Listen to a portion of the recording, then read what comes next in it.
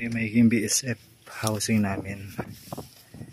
Kasi bukas na darating yung order namin BSF. BSF is short for black soldiers or soldier fly.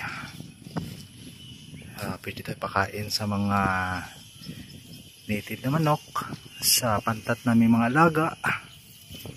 So sinisecure na hindi makakalabas yung mga male and female adult na BSF.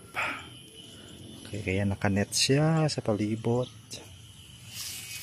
Yan. Okay, so para yan sa pantat.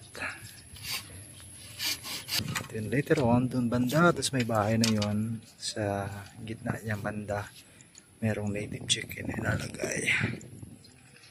Okay, ito later on by middle of January magiging ano na, taniman ng mga talong, kamatis, kung ano yung mga nasa season niya ngayon na pwedeng itanim.